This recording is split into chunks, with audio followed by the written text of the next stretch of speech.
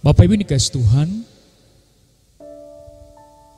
saya akan menyampaikan firman Tuhan pada hari ini dengan konteks sesuai dengan konteks yang kita alami belakangan ini, ya, di mana seluruh dunia sedang diterpa oleh wabah Corona atau COVID-19.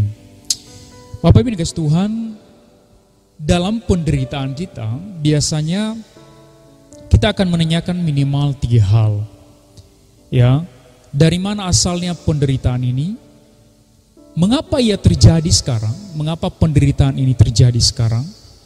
Dan apakah ada harapan bagi kita untuk keluar dari penderitaan ini? Ini 3 pertanyaan yang sering kita ajukan ketika kita mengalami penderitaan. Yang pertama, dari mana asalnya penderitaan ini? Yang kedua, mengapa ia terjadi sekarang?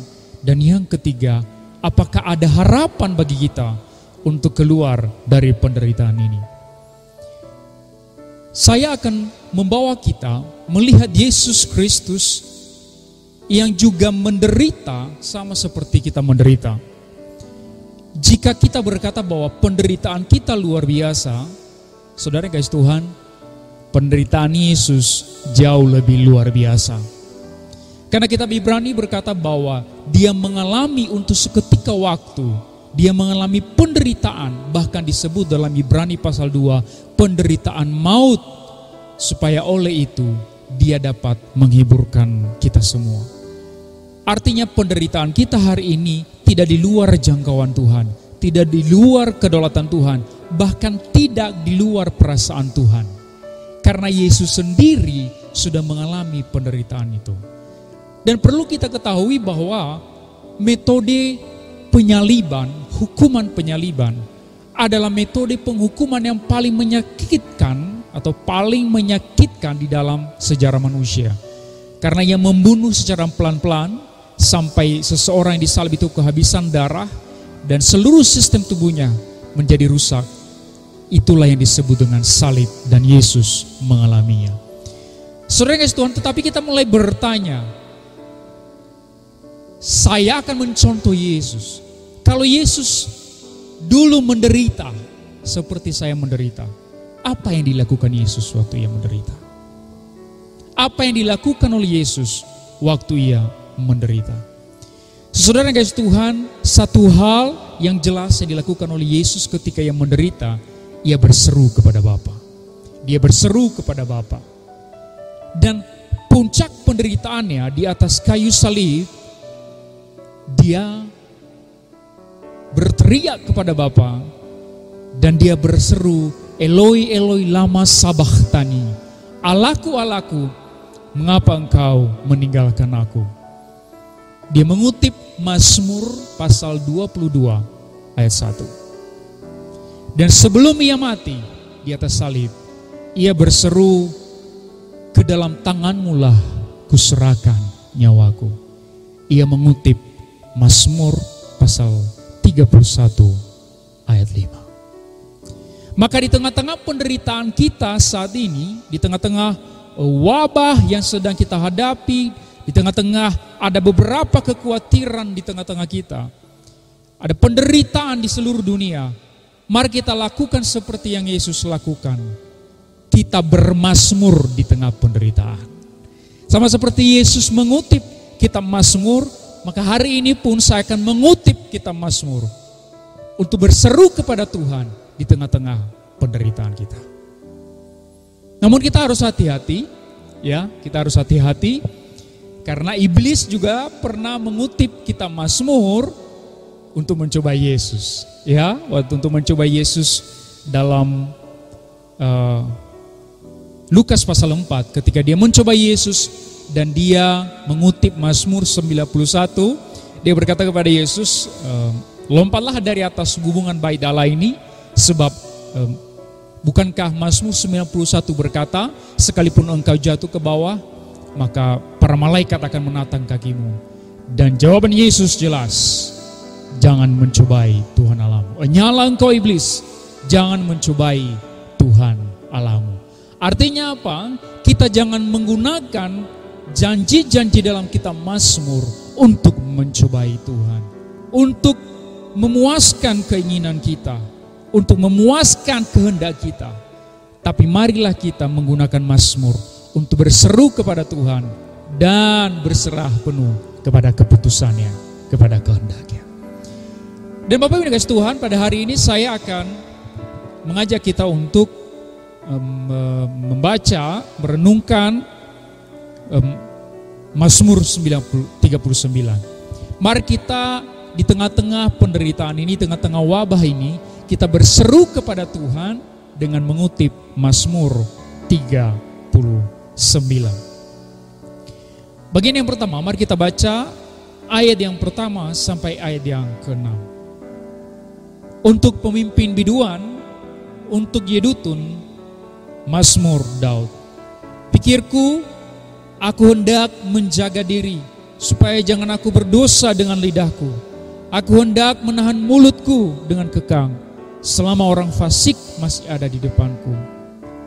Aku keluh, aku diam, aku membisu, aku jauh dari hal yang baik, tetapi penderitaanku makin berat.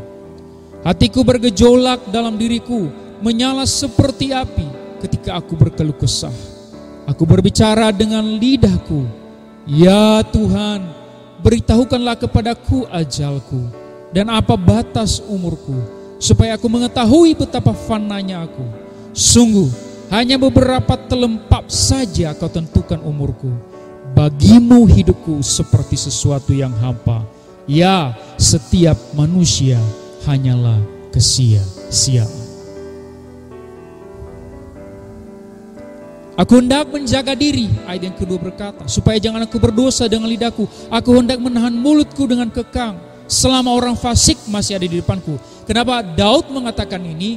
Karena yang sedang menghimpit dia pada itu bukan virus corona, bukan COVID-19. Yang menghimpit Daud pada saat itu adalah orang fasik, orang yang mau menjatuhkan dia. Itu sebabnya dia berkata, oke Tuhan, aku akan menjaga diriku, aku akan berdiam dengan lidahku, aku akan menahan mulutku selama orang fasik masih ada di depanku. Bagi kita hari ini, aku akan berdiam, aku akan menahan diri selama virus corona ini ada di depan kita, sedang menghimpit kita. Aku keluh, aku diam, aku membisu, aku jauh dari hal yang baik, tetapi penderitaanku makin berat. Mengapa dia mengatakan ini? Berarti penderitaannya sangat berat, saudara. Seperti yang kita alami mungkin dalam kehidupan kita sehari-hari, bahkan di saat-saat seperti ini. Bahkan ayat 4 berkata, hatiku bergejolak dalam diriku, menyala seperti api. Aku berkeluh kesah. Dia berkeluh kesah kepada Tuhan. Hatinya bergejolak seperti api. Apa artinya? Ada sesuatu yang keluar dari dalam dirinya. Dan seakan-akan dia berkata, mengapa ini terjadi kepadaku? Aku hambamu yang setia. Mengapa engkau melakukan ini kepadaku ya Tuhan? Keluar, ada nyala api dari dalam hatinya. Sampai dia berkata, ya Tuhan, kalau begitu beritahukan saja kapan ajalku. Kasih tahu saja kepadaku kapan aku akan mati. Kalau demikian penderitaan ini, lebih baik aku mati saja. Beritahu aku apa batas umurku, supaya aku mengetahui betapa fananya aku. Saudara yang kasih Tuhan, ini penderitaan yang luar biasa. Ini kesesakan yang luar biasa. Saudara yang kasih Tuhan, jika saudara berkata COVID-19 atau virus corona yang sedang melanda dunia saat ini adalah masa terberat bagi dunia, saudara yang kasih Tuhan, saya ingin memberi sebuah perspektif kepada saudara. Ini tidak ada bandingannya dengan apa yang terjadi di masa lalu. Tahukah saudara, setiap tahun ada 60 juta orang meninggal di seluruh dunia. Dan tahukah saudara, sampai hari ini diperhitungkan ada kurang lebih 1 miliar orang meninggal karena perang. Dan setiap hari ada orang yang meninggal karena kecelakaan, paling tidak 4 orang. Dan kalau mengenai wabah, saudara yang kasih Tuhan, ini fakta historis yang perlu kita ketahui. Pada tahun 1918, ada sebuah wabah yang disebut flu Spanyol melanda Eropa dan Amerika dan sebagian Asia. Dan tahukah saudara berapa orang yang meninggal pada saat itu? 50 juta orang.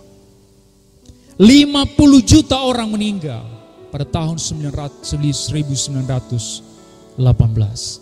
Bukan 5.000, bukan 50.000, tapi 50 juta orang meninggal karena wabah flu Spanyol.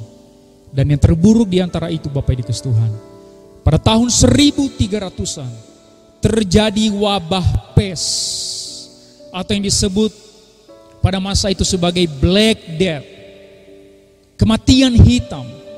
Kenapa disebut sebagai Black Death? Karena wabah ini, virus ini akan menyerang orang dan dimulai dengan ujung kukunya mulai menghitam. Sel-selnya mulai rusak dari ujung kukunya atau ujung kakinya atau ujung hidungnya. Lalu pelan-pelan orang itu akan menghitam dan akan mati karena sistem sarafnya gagal total. Dan tahukah saudara berapa orang yang meninggal pada tahun 1300-an? Diperkirakan 75 juta sampai 200 juta orang mati hanya dalam waktu 4 tahun. Selama 4 tahun wabah ini menyerang Eropa, bahkan sebagian Asia. Dan pada saat itu jumlah populasi manusia di seluruh dunia baru 500 juta orang. 0,5 miliar. Artinya apa? Kalau 200 juta orang mati pada 4 tahun itu, artinya apa? 1/3 populasi manusia. 1/3 jumlah populasi manusia mati karena wabah ini, saudara. Mati karena wabah ini. Dan seluruh koran pada saat itu mengatakan ini sudah akhir sejarah manusia. Ini sudah akhir zaman. Ini sudah akhir dunia. Seluruh dunia akan mati. Sudah tidak ada harapan. Karena 1/3 populasi manusia sudah mulai lenyap. Saudara, ini wajar. Belakangan ini juga saya melihat di status Facebook atau WA, dengan wabah yang terjadi, maka orang berkata ini sudah akhir zaman.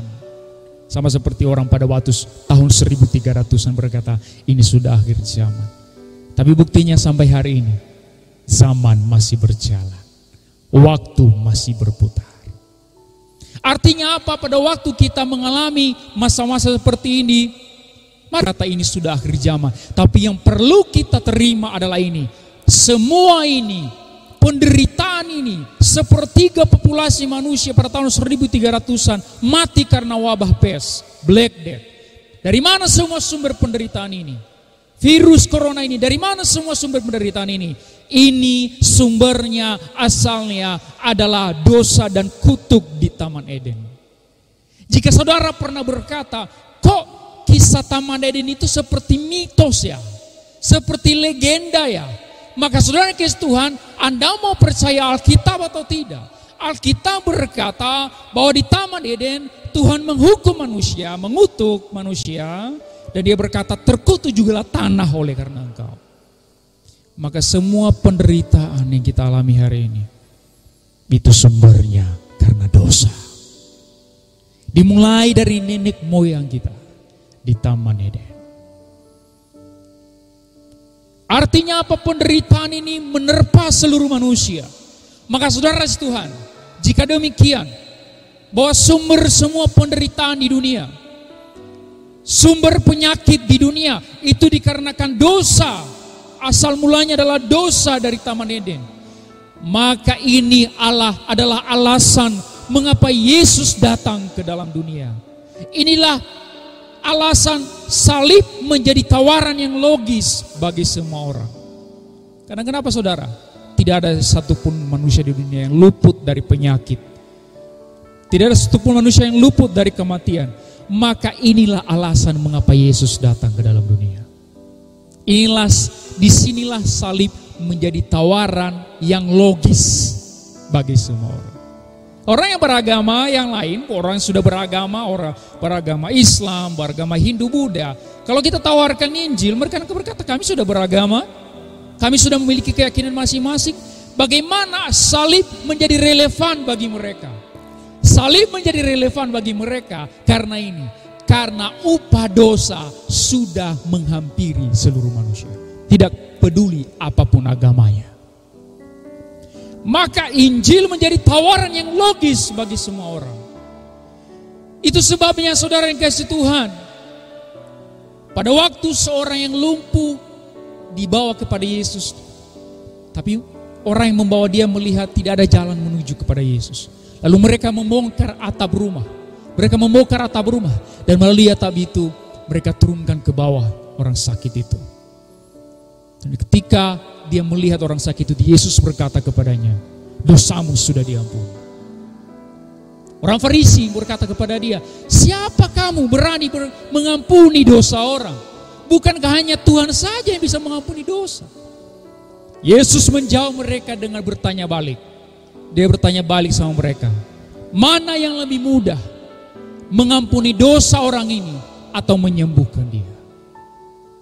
Saudara, saya mau bertanya kepada saudara hari ini, mana yang lebih mudah, mengampuni dosa orang lumpuh itu atau menyembuhkan penyakitnya? Mana yang lebih mudah, membebaskan kita dari virus corona ini atau mengampuni dosa kita? Mana yang lebih mudah? Jawabannya sederhana saudara. Lebih mudah berkata, sembuh, berjalanlah, bangkitlah. Mengampuni dosa jauh lebih sulit. Kenapa? Karena pengampunan dosa menuntut korban. Pengampunan dosa menuntut korban. Maka Yesus bertanya kepada kita hari ini, mana yang lebih mudah? Aku mengampuni dosamu atau aku melalukan engkau dari virus corona ini?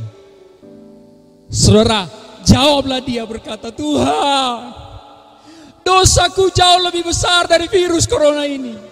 Ampunilah aku karena dosaku terlalu besar di hadapanmu. Kepadamu saja aku melawan. Maka Yesus berkata, bangkitlah, berjalanlah. Kenapa saudara kasih Tuhan? Karena bagian yang tersulit, yaitu mengampuni dosa, sudah diselesaikan di atas kayu salib. Ketika dia berkata, telestetai, sudah selesai. Bagian yang tersulit, yaitu pengampunan dosa, sudah dilakukan oleh Yesus. Virus corona tidak ada apa-apanya dibandingkan dengan pengampunan dosa. Kesembuhan dari penyakit tidak ada apa-apanya dibandingkan pengampunan dosa. Karena Anda bisa sehat-sehat sampai mati, kaya sampai mati, tapi Anda mati dalam dosa, itu jauh lebih buruk daripada kita mati karena penyakit, tapi dosa kita sudah diampuni. Maka saudara guys, Tuhan, dari mana sumber penderitaan ini? Jawabannya sederhana, karena dosa. Dari sejak awal di Taman Eden. Maka disinilah Injil masuk. Disinilah Injil menjadi relevan. Di tengah-tengah wabah ini, Injil menjadi jawaban terbaik bagi orang yang mencari jawaban. Bagian pertama sudah kita lalui. Sekarang kita masuk ke bagian kedua. Kita akan menjawab mengapa ia terjadi sekarang. Mengapa ia tidak terjadi kepada generasi sebelumnya. Atau mengapa ia tidak terjadi kepada generasi sesudah kita. Mengapa ia terjadi sekarang di tahun 2020. Kita baca ayat yang ke-7 sampai ayat yang ke-12. Ia hanyalah bayangan yang berlalu. Ia hanya mempeributkan yang sia-sia. Siapa ini? Manusia. Dan menimbun tetapi tidak tahu siapa yang merauapnya nanti. Perhatikan saudara. Ia hanya bayangan yang berlalu. Ia hanya mempeributkan yang sia-sia. Ini kita saudara. Kita memperebutkan yang sia-sia. Dan sekarang apakah yang kunantikan ya Tuhan? Kepadamu lah aku berharap. lepaskanlah aku dari segala pelanggaranku. Jangan jadikan aku celaan orang bebal. Aku keluh, tidak kubuka mulutku, sebab Engkau sendirilah yang bertindak. Wow, mengapa Daud berkata Engkau sendiri yang bertindak? Artinya dia sedang mengatakan Tuhan sendirilah yang membiarkan ini terjadi. Tangan Tuhan yang membiarkan penderitaan ini terjadi. Itu sebabnya Daud berkata, aku tidak akan berbantah, aku tidak akan membuka mulut, karena Engkau yang bertindak, Engkau yang mengizinkan ini. Tapi dia berkata, hindarkanlah aku daripada pukulanmu, aku remuk karena serangan tanganmu. Engkau menghajar seseorang, perhatikan bagian ini, Engkau menghajar seseorang dengan hukuman karena kesalahannya, dengan menghancurkan keelokannya, sama seperti gegat. Sesungguhnya setiap manusia adalah kesia-siaan belaka. Tapi mungkin kita berkata, apa kesalahan kami? Apa kesalahanku? Aku sudah beribadah, aku sudah melayani Tuhan. Kalau ini terjadi kepada orang jahat, kalau ini terjadi kepada orang yang berbuat dosa di luar sana, wajar. Tapi kepadaku yang beribadah kepada Yesus, mengapa ini terjadi kepadaku? Aku tidak menyakiti sesamaku. Aku beribadah. Aku memberi korban persembahan. Aku tidak melakukan dosa. Saya bertanya, oh ya? Sudahkah engkau menjaga lidahmu? Sama seperti ayat 2 tadi berkata, menjaga lidah, menjaga mulut. Sudahkah engkau menjaga lidahmu? Para pengkhotbah, sudahkah engkau menjaga lidahmu? Berapa banyak pengkhotbah bersilat lidah, tidak menjaga lidahnya.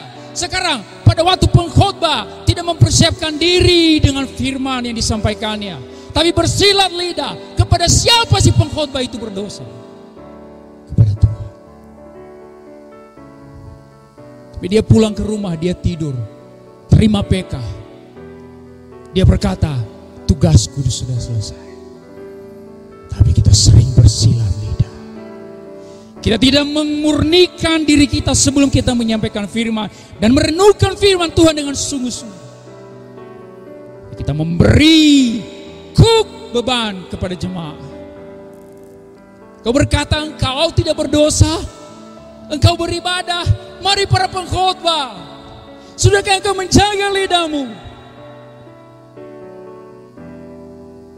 Bapak-bapak, sudahkah kita menjaga lidah kita?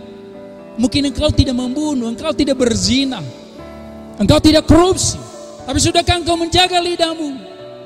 Sudahkah engkau berhenti membicarakan hal-hal yang bersifat porno dan sensual pada waktu mengadakan guyon dengan bapak-bapak yang lain? Pada waktu mengguyon tentang hal-hal yang seksual, pornografi kepada bapak-bapak yang lain, memang engkau tidak menyakiti siapa-siapa. Engkau tidak berdosa kepada siapa-siapa, tapi engkau sedang melawan Allah. Engkau sedang berdosa kepada Allah. Lidah kita. Ibu-ibu, sudahkah kita menjaga lidah kita? Engkau berkata, aku beribadah, aku tidak mencuri, aku tidak mengkhianati suamiku. Tapi sudahkah engkau menjaga lidahmu? Sudahkah engkau menjaga lidahmu tidak membicarakan hal-hal yang tidak mengenai orang lain? Sudahkah engkau berhenti dengan gosipmu? Pada waktu menggosip, mungkin engkau tidak menyakiti siapa-siapa, tapi engkau sudah menyakiti Allah hatinya. Engkau sudah melawan Allah. Para pemuda dan remaja, mungkin engkau berkata, aku masih mahasiswa, aku belum mencuri, aku hanya menerima uang jajan setiap hari dari orang tuaku. Aku beribadah, aku ibadah pemuda. Tapi hari ini saya berkata kepada para pemuda dan remaja, sudahkah engkau menjaga lidahmu dari kata-kata kotor, sumpah serampah? Mungkin pada waktu saudara berkata kotor, tidak ada yang tersakiti, tapi Allah tersakiti, hatinya tersakiti.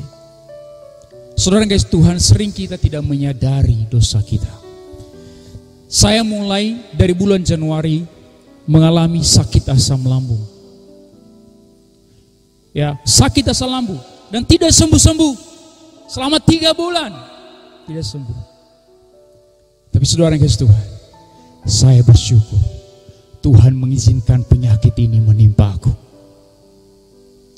Kenapa saya bersyukur Tuhan memberikan penyakit ini kepadaku? Karena melalui penyakit ini aku lebih banyak berdoa. Saya lebih banyak berdoa dan saya lebih menyelidiki hatiku. Apakah aku sungguh sudah merendahkan diri di hadapan Tuhan? Apakah aku sungguh sudah menyadari dosaku selama ini? Karena seringkali kita terlalu percaya diri dan kita berkata, ya darah Yesus sudah mengampuni, salib sudah mengampuni. Kita terlalu percaya diri tapi tidak pernah merendahkan diri di hadapan Tuhan. Itu yang saya lakukan. Itu yang saya lakukan. Saya terlalu percaya diri, tapi saya tidak pernah menangisi dosaku. Saya tidak pernah menangisi dosa karena lidahku. Saya tidak pernah menangisi dosa karena pikiranku. Saya terlalu percaya diri. Di hari ini, melalui penyakit ini, saya merendahkan diri di hadapan Tuhan. Bahkan setiap kali berdoa, saya lebih sering menangis sekarang. Segala sesuatu yang membuat kita lebih banyak berdoa, bekerja untuk kebaikan. Kalau corona membuat kita lebih banyak berdoa, berarti corona itu bekerja untuk kebaikan. Wabah ini sekaligus menghajar para pemimpin yang sombong, orang-orang kaya yang sombong, semua orang yang tidak mau bergaul dengan Tuhan. Mereka mulai menyadari kesia-siaan segalanya. Saudara guys, Tuhan, ekonomi turun drastis, pertumbuhan ekonomi turun drastis. Negara-negaranya mengklaim dirinya akan bertumbuh ekonominya dengan luar biasa. Dalam sekejap, harapan itu berlalu. Orang-orang kaya yang sombong yang berkata, saya akan pensiun, saya akan menikmati jalan-jalan, saya akan keliling dunia. Lenyap, jika virus ini tidak berhenti, semua harapan itu sia-sia. Semua orang sombong yang tidak mau bergaul dengan Tuhan sedang diajak oleh Tuhan untuk menyadari kesia-siaan mereka. Saudara guys, Tuhan, mengapa kita seringkali tidak menangisi dosa kita? Jawabannya sederhana, saudara. Karena maut itu masih jauh. Tidak kasat mata. Saudara, belakangan ini saudara, saya lihat kalau di depan kontrakan saya lihat semua orang jemuran. Saya sendiri juga berjemur. Ya. Saudara pasti berjemur. Rajin olahraga, rajin makanan sehat. Kenapa kita begitu butuh berjemur?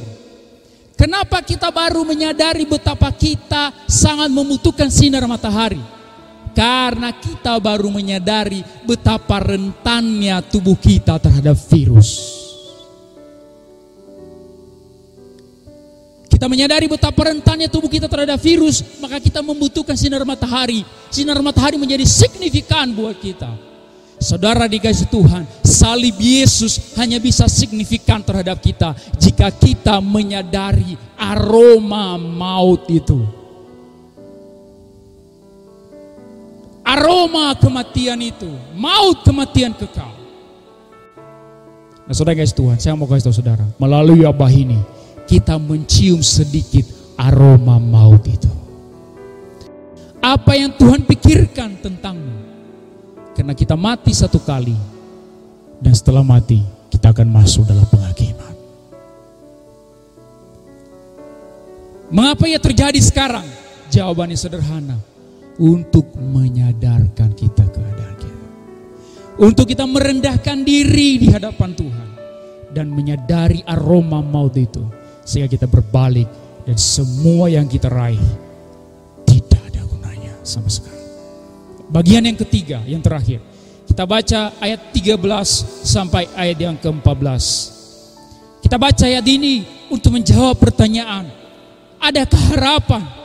Adakah harapan untuk kita di tengah-tengah penderitaan ini? Ayat 13 berkata, dengarlah doaku ya Tuhan, dan berilah telinga kepada teriakku minta tolong. Janganlah berdiam diri melihat air mataku. Sebab aku menumpang padamu. Aku pendatang seperti semua nenek moyangku. Kita pendatang seperti semua orang yang sudah meninggal sebelum kita. Kita adalah pendatang di bumi ini. Sama seperti saudara kita, sahabat kita, pengerja di tempat ini, Pak Andi, juga adalah hanya pendatang di bumi ini. Sekarang dia sudah tidak ada di bumi ini. Saya dan saudara juga sama seperti dia. Kita hanya pendatang. Apa artinya saudara? Berarti tujuan terakhir kita, tempat terakhir kita bukan di bumi ini. Bukan di bumi ini. Kita hanya pendatang di bumi ini. Apakah ada harapan di balik semua penderitaan ini? Ada. Di dalam kebangkitan Yesus. Kenapa kebangkitan Yesus adalah jawaban terhadap penderitaan kita? Karena pada akhirnya semua penyakit akan disembuhkan. Perhatikan ini baik. Semua penyakit akan disembuhkan. Semua air mata akan dihapuskan. Semua virus akan dilenyapkan. Kapan itu terjadi? Ketika kita dibangkitkan kembali dengan tubuh yang baru, di langit baru dan bumi baru. Semua penyakit akan disembuhkan. Apa jaminan bahwa kita pasti dibangkitkan kembali? Kebangkitan Yesus adalah jaminannya. Maka kebangkitan Yesus adalah harapan kita. Jika Yesus tidak bangkit, maka kita tidak akan pernah bangkit. Kita akan terus mati.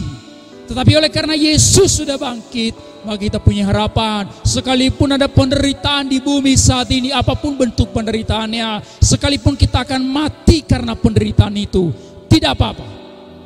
Karena saya percaya, saya akan dibangkitkan kembali pada waktu Yesus datang yang kedua kali. Inilah harapan kita. Jadi ada harapan, ada saudara. Harapannya ada di dalam kebangkitan Yesus. Kita hanya bisa bebas dari rasa takut akan maut melalui Yesus. Ya. Melalui Yesus. Itu sebabnya Ibrani pasal yang kedua, ayat yang ke-14 dan 15 berkata, karena anak-anak itu adalah anak-anak dari darah dan daging. Siapa anak-anak di sini? Kita saudara. Kitalah anak-anak dari darah dan daging. Maka ia di sini adalah Yesus. Maka Yesus juga menjadi sama dengan mereka, menjadi sama dengan kita dan mendapat bagian dalam keadaan mereka, supaya oleh kematiannya ia memusnahkan dia, yaitu iblis yang berkuasa atas maut. Ayat 15, dan supaya dengan jalan demikian ia membebaskan mereka. Siapa yang dibebaskan saudara? Yaitu kita yang seumur hidup berada dalam perhambaan oleh karena takut kepada maut. Saudara, apakah ada orang yang tidak benar-benar takut pada maut dan kematian? Semua kita mengalami ketakutan yang sama, saudara. Semua kita mengalami ketakutan yang sama. Kenapa? Karena kematian adalah misteri. Kita tidak tahu apa di balik kematian. Itu menakutkan bagi kita. Ya, tapi ada orang, saya pernah bertemu orang berkata, yaudahlah mati-mati aja. Nah, orang yang berkata demikian saudara, yang tidak mengoreksi dirinya, kalau kita tegur, bertobat. Dia berkata sama kita, aduh gak usah bertobat lah, udah kalau mau sudah waktunya mati-mati aja. Banyak orang Kristen juga seperti ini. Ya udah mati-matilah, kematian kau di tangan Tuhan. Saudara, orang yang bertaruh seperti ini seperti orang yang sedang melompat dari pesawat dan dia bertaruh melompat ke bawah. Dia melompat dari pesawat, dia lompat ke bawah dan dia berkata, ya udahlah mati-matilah tanpa parasut. Saudara guys, Tuhan saya berkata kepada saudara, kita boleh melompat keluar dari pesawat itu dengan satu syarat, ada parasut. Jangan bertaruh, karena pertaruhan di balik kematian adalah pertaruhan untuk selama-lamanya. Jangan meremehkan hal ini. Pemazmur Daud sendiri sering merenungkan mengenai kematiannya. Sering merenungkan kematiannya. Maka saudara yang kasih Tuhan, siapa yang bisa membebaskan kita? Siapa parasut kita? Ayat 15 ini berkata, Yesus. Oleh kematiannya. dia sudah mengalahkan maut, maka dia parasut kita. Maka sekarang, boleh enggak kita melompat keluar dari pesawat itu? Boleh, karena ada parasut. Apakah kita tidak boleh mati? Saya mau hidup selamanya. No, saudara, kita harus mengalami kematian itu. Tapi kita jangan ragu, kita jangan takut akan kematian itu lagi. Kenapa? Karena Yesus. Yesus yang menjadi parasut kita. Dialah yang membebaskan kita dari perhambaan oleh karena takut kita kepada maut. Maka saudara, jangan bertaruh. Jangan bertaruh, karena pertaruhan setelah kematian adalah pertaruhan untuk selama-lamanya dan tidak ada kesempatan untuk kembali lagi. Pertaruhan yang terlalu besar. Saudara guys, Tuhan, saya tutup firman Tuhan hari ini dengan merefleksi orang Kristen di abad pertama yang mengalami penderitaan secara global. Seakan-akan Tuhan membiarkan mereka. Seakan-akan Tuhan tidak menolong mereka. Mereka dianiaya secara global. Mereka menderita, disiksa, dibakar, dikasih menjadi makanan binatang. Lalu apa yang dilakukan Tuhan pada waktu mereka menderita itu? Apakah dia waktu mereka mau dibakar, tiba-tiba malaikat datang melepaskan mereka? Apakah waktu mereka dikejar-kejar, tiba-tiba malaikat datang menutupi jalan? Tidak, saudara. Mereka terus dibiarkan menderita seperti itu. Tapi apa yang dilakukan Tuhan, saudara? Yang dilakukan Tuhan adalah justru Dia mengirim kepada mereka surat. Apa nama suratnya? Kitab Wahyu. Kitab Wahyu. Tuhan, apa hubungannya penderitaan kami dengan kita? Kami maunya dilepaskan. Wah, saudara guys, Tuhan, kita belum memahami kehendak Tuhan kalau kita berkata demikian. Kitab Wahyu diberikan kepada orang Kristen yang menderita itu secara global untuk menghibur mereka.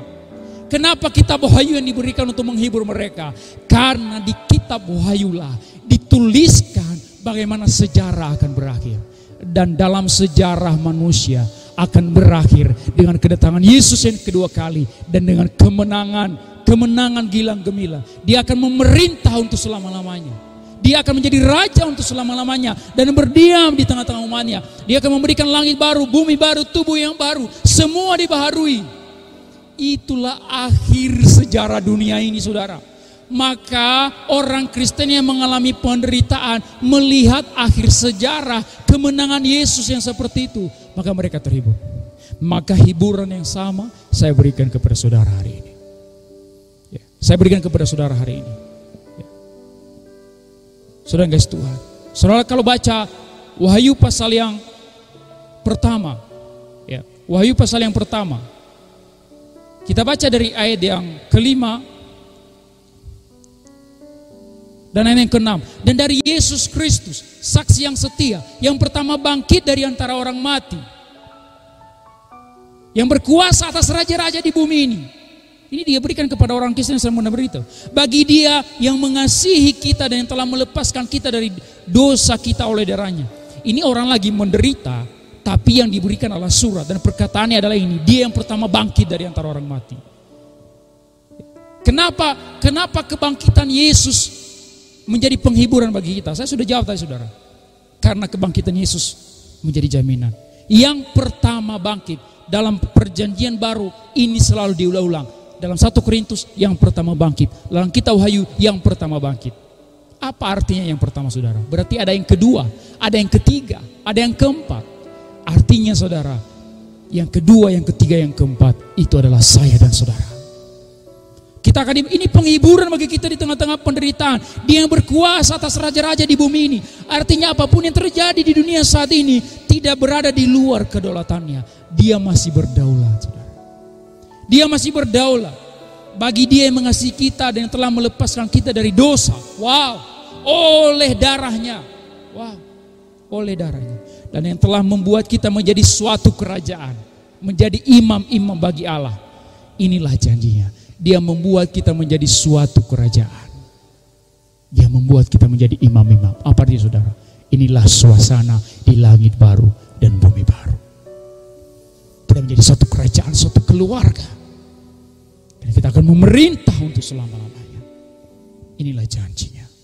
Maka saudara guys, Tuhan, biarlah penghiburan kepada orang Kristen di abad pertama yang dianiaya secara global, yaitu kitab Wahyu. Biarlah kitab Wahyu juga menjadi penghiburan bagi kita hari ini.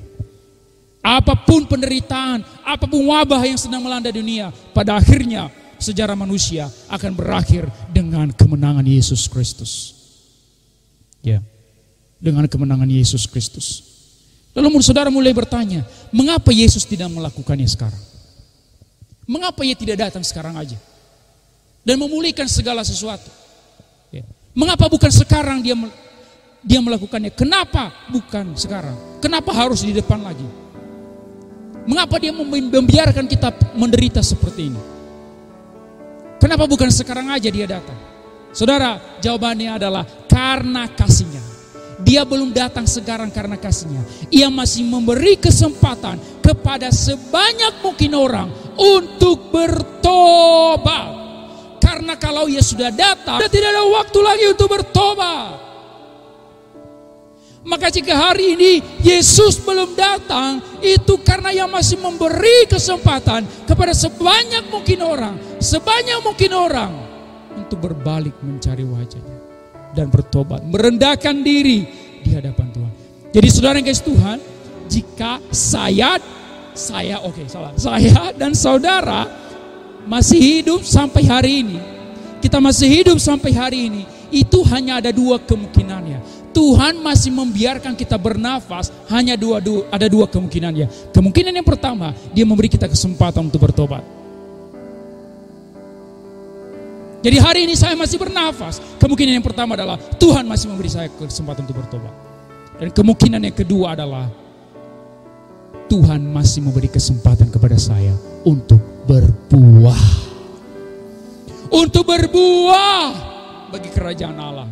Untuk menggunakan seluruh yang aku punya bagi kemuliaan namanya. Pengetahuanku, uangku, tenagaku, segala sesuatu yang aku miliki untuk berbuah bagi kemuliaan namanya. Jadi untuk bertobat dan untuk berbuah. Inilah dua alasan mengapa kita masih hidup sampai hari ini dan Yesus belum datang sampai hari ini. Ini kesempatan. Jangan sia-siakan kesempatan ini. Karena mungkin kita bertanya, tadi dengan Pastor Darmawan saya bertanya, kenapa ya yang duluan harus Pak Andi, pengerja yang kerja keras, yang baik, yang mengabdikan seluruh kehidupannya untuk pelayanan. Kenapa orang yang berbuat jahat di luar sana, orang yang berbuat dosa di luar sana, kenapa bukan mereka yang duluan dipanggil? Sebenarnya saudara, pertanyaan saya itu juga saya sudah tahu jawabannya. Saya sengaja memancing diri saya sendiri untuk menanyakan itu. Tapi jawabannya saudara-saudara, karena orang yang masih terus hidup dalam dosa itu, atau kita yang masih hidup dalam dosa, saya dan saudara yang masih hidup dalam dosa, kita belum dipanggil karena kita masih diberi kesempatan untuk bertobat dan berbalik. Karena kalau sudah selesai waktu kita di bumi, tidak ada kesempatan lagi. Sudah selesai. Akhirnya saudara yang kasih Tuhan, saya tutup firman Tuhan hari ini dengan sebuah kalimat. Kita tidak takut bukan karena kita pasti luput dari penderitaan. Tidak. Kita tidak takut bukan karena kita pasti luput dari penderitaan. Karena Tuhan bisa saja mengizinkan kita untuk menderita. Lalu mengapa kita tidak takut? Kita tidak takut karena kita tahu sekalipun kita harus menderita, kita akan dibangkitkan kembali pada hari Yesus datang yang kedua kali. Maka inilah harapan bagi kita. Maka jangan takut, karena sekalipun kita harus menderita, kita akan dibangkitkan dengan kemuliaan yang lebih besar. Itulah janji Yesus. Langit dan bumi akan berlalu, tapi perkataan Yesus tidak akan berlalu untuk selama-lamanya. Pegang ini dalam hatimu, dalam keluargamu, dalam lingkunganmu, dalam gereja kita. Jangan takut, karena sekalipun kita harus menderita, kita akan dibangkitkan dan dipulihkan kembali pada waktu Yesus iman itu percaya sekalipun belum melihat. Pemulihan segala sesuatu, langit baru, bumi baru, tubuh yang baru, belum kita lihat, tapi kita percaya. Itulah iman. Tidak melihat, namun percaya. Saudara percaya, katakan amin. Inilah iman kita. Dalam 1 Korintus pasal 15 dikatakan, segala jerih payahmu melayani Dia tidak sia-sia. Kamu akan mendapat upah. Upah dalam 1 Korintus 15 tidak berbicara tentang harta duniawi atau popularitas dunia. Upah yang dimaksud 1 Korintus 15 adalah kebangkitan tubuh. Jadi setiap kita yang melayani Tuhan hari ini, setiap kita yang setia kepada Tuhan di tengah-tengah penderitaan, setialah terus melakukan itu. Karena upah kita adalah kebangkitan tubuh. Dan itu jelas. Percayalah. Mari kita berdoa. Inilah kesempatan bagi kita untuk datang kepada Tuhan, merendahkan diri di hadapannya, menyadari dosa kita, merendahkan hati di hadapannya. Karena mungkin selama ini kita terlalu percaya diri, sehingga kita lupa merendahkan diri di hadapan Tuhan, dan menyadari betapa berdosanya kita di hadapannya. Mari kita berdoa. Kasihanilah kami ya Allah, menurut kasih setiamu. Hapuskanlah pelanggaran kami menurut rahmat-Mu yang besar. Bersihkanlah kami seluruhnya dari kesalahan, dan tahirkanlah kami dari dosa kami. Sebab kami sendiri sadar akan pelanggaran kami. Kami senantiasa bergumul dengan dosa kami. Terhadap Engkau sajalah kami telah berdosa dan melakukan apa yang Engkau anggap jahat. Sebab ternyata Engkau adil dalam putusan-Mu, bersih dalam penghukuman-Mu. Sesungguhnya dalam kesalahan kami diperanakkan, dalam dosa kami dikandung. Sesungguhnya Engkau berkenan akan kebenaran dalam batin, dan diam-diam Engkau memberitahukan hikmat kepada kami. Bersihkanlah kami daripada dosa kami dengan darah anak-Mu Yesus Kristus, supaya kami menjadi tahir. Basuhlah kami agar kami menjadi lebih putih dari salju. Biarlah kami mendengar kegirangan dan sukacita. Biarlah tulang yang Kau remukkan bersorak-sorai kembali. Sembunyikanlah wajah-Mu terhadap dosa-dosa kami. Hapuskanlah segala kesalahan kami. Jadikanlah hati kami tahir ya Allah, dan perbaharuilah batin kami dengan roh yang teguh. Janganlah membuang kami dari hadapan-Mu, dan janganlah mengambil roh-Mu yang kudus daripada kami. Bangkitkanlah kembali pada kami kegirangan karena selamat yang daripada-Mu, dan lengkapilah kami dengan roh yang rela. Maka kami akan mengajarkan jalan-Mu kepada orang-orang yang melakukan pelanggaran, supaya orang-orang berdosa berbalik kepada-Mu. Lepaskanlah kami dari hutang dosa yang Allah keselamatan. Maka lidah kami akan bersorak-sorai memberitakan keadilan-Mu. Ya Tuhan, bukalah bibir kami, supaya mulut kami memberitakan puji-pujian kepada-Mu. Sebab Engkau tidak berkenan kepada korban sembelihan. Sekiranya ku persembahkan korban bakaran, Engkau tidak menyukainya. Korban sembelihan kepadamu adalah jiwa yang hancur, hati yang patah dan remuk. Tidak akan Kau pandang hina, ya Allah. Lakukanlah kebaikan kepada gereja-Mu menurut kerelaan hati-Mu. Bangunkanlah tembok-tembok kerajaan-Mu, maka Engkau akan berkenan kepada korban yang benar. Korban bakaran, korban persembahan ibadah kami seluruhnya kepadamu. Maka orang-orang akan mengorbankan seluruh hidupnya di atas mezbah-Mu. Bagi-Mu kemuliaan sampai selama-lamanya. Amin.